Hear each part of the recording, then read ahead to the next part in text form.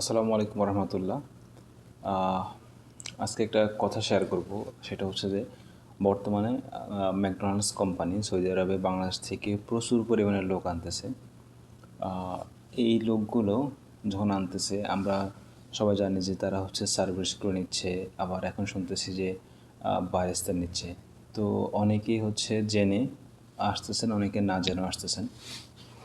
আমার কথা হচ্ছে যে আপনারা যারা ম্যাকডোনাল্ডসের সার্ভিস ক্রুতে আসবেন তারা অবশ্যই সার্ভিস ক্রুর যে কাজগুলো আছে সেই কাজগুলো সম্পর্কে জেনে আসবেন। এখানে আপনারা অনেকেই কথা বলেন যে ভাই ম্যাকডোনাল্ডসের স্যালারি কত হবে, এই সেই, কত টাকা মাসে পাবো, বেতন কত, মানে শুধু বেতন বেতন বেতন। কিন্তু ভাই মানে এখানে আসার আগে কেউ কথা বলে না যে ম্যাকডোনাল্ডসের কাজ কী, আমি যাওয়ার পরে আমাকে দিয়ে কী কাজ করাবে বা ওই কাজগুলো আমি পারবো কি না।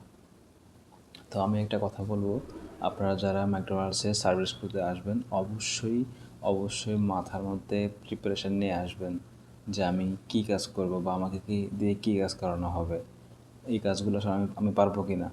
আপনি যখন ইন্টারভিউ দিবেন বা দেখবেন যে যখন সার্কুলারগুলো দেওয়া হয় তখন লেখা থাকে যে ম্যাকডোনাল্ডসের সার্ভিস করতে লোক নিয়োগ নেওয়া হচ্ছে। তো আপনি ওই সেই সার্ভিস ক্রু সম্পর্কে শুনে যে আপনি সার্ভিস ক্রুর জন্য অ্যাপ্লাই করতেছেন। আসলে এখানে সার্ভিস ক্রু বলতে কী বোঝাচ্ছে, সার্ভিস ক্রুর কাজগুলো কি, এটা অবশ্যই জানবেন। জানার পরে মানে বোঝার পরে যদি আপনি মনে করেন যে না আমি এই কাজগুলো পারবো, তারপরে আপনি আসবেন। আসার পরে হাই হাই করে লাভ নেই। আসার পরে অনেকে অনেক টাকা দিয়ে আসেন, পরবর্তীতে আর দেশে ফিরে যাওয়ার মানে অবস্থা থাকে না। থাকলেও অনেকেই সব কিছু মানে ফ্যামিলি সব কিছু চিন্তা করে যেতে পারেন না, কিন্তু এখানে যে কাজগুলো অনেকেই সেটা করতে পারে না। আবার করতে পারলেও অনেকে ইচ্ছে সত্ত্বেও করে, না ইচ্ছে সত্ত্বেও করে। তো ম্যাকডোনাল্ডসে সার্ভিস করতে আসার আগে আপনাকে অবশ্যই পূর্ণ ধারণা নিয়ে আসতে হবে যে আপনি কী কাজগুলো করবেন বা আপনাকে দিয়ে কী কাজগুলো করানো হবে এখানে। ধন্যবাদ সবাইকে, ভালো থাকবেন। আসসালামু আলাইকুম।